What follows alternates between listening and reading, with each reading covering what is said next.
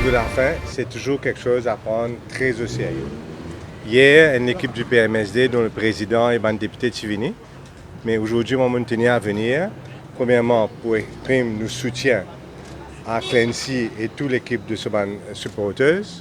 Second, pour lui dire que le PMSD finit de prendre position ferme, surtout suite au rapport du Law Reform Commission, qui est un land code qui est tout à fait possible, tout à fait faisable et tout à fait désirable à l'île Maurice.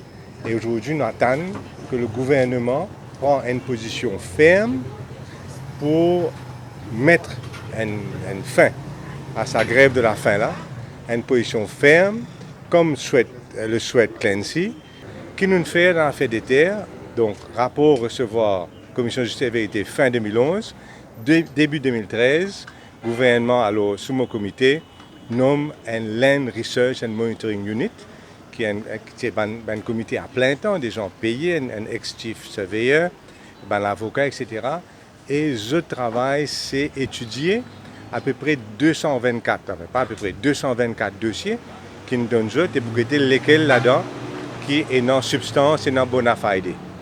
Et effectivement, quand ils soumettent ce rapport un petit peu plus tard, en 2015, ils disent dans 42 cas, et nous prenons ces 42 d'envoyer au ministère de la Justice, avec instruction aussi, pour que ce comité Mandari-là continue de donner toute l'aide nécessaire, comme j'ai envie, Commission de justice et vérité, à des gens qui finissent affectés par ce vol de terrain. Là.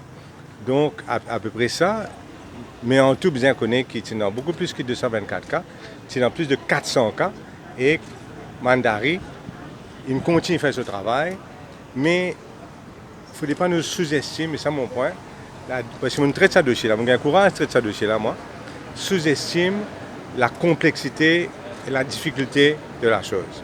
Premièrement, beaucoup de dossiers gagnent plus que 100 ans. Et c'est retrouve même dans les documents, les difficiles, bien là aussi, bien partout, pour se retrouver dans les documents. Seconde affaire, pas mal de ce terrain-là fait un sujet légalement à prescription. Et Maurice est un état de droit. Troisième affaire, ban terrain aussi, il est arrivé qu'ils se revendent à ban tierces personnes de bonne foi. Et quatrième affaire, c'est un grand problème dans tout ban cas, qui manière pour retrace tout ban héritier, tout ban descendant des deux côtés, que ce soit du côté de ban plaignant et du côté de ban soi-disant propriétaire. Donc, c'est un grand problème et je connais que le comité Mandari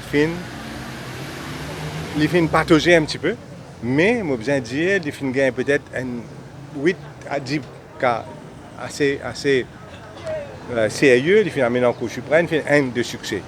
Mais dans la plupart des cas, comme en cas Clancy Hormone, qui fait parmi ce cas de 42 personnes là, pas fait un plus suivi. Maintenant, on a allé près de 2 ans et demi du gouvernement, qui n'est arrivé après, est-ce qu'il fait un suivi, qui ne fait, ça c'est quelque chose qui éventuellement, bien sûr, le gouvernement peut répondre. Et répondre aussi maintenant que Law Reform Commission fin statuer, fin donne sur l'opinion. On pensait que, comme on disait tout à l'heure, il n'y a rien aujourd'hui, il n'y a aucune raison, aucune esquisse qui peut mettre debout un land code. Il faut besoin dire aussi que la solution la plus simple que nous avons étudiée à l'époque, c'était la land division de la Cour suprême. Mais comme on nous connaît, les chefs juges, tous les chefs juges, depuis cette époque-là, sont bien réticents à faire une land division de la Cour suprême, qui est une affaire facile pour faire. Donc aujourd'hui, c'est à l'Assemblée nationale de passer une nouvelle loi pour créer, séparément de la Cour suprême, un land code qui pour tout les moyens nécessaires pour arriver à bout à ce problème très épineux là.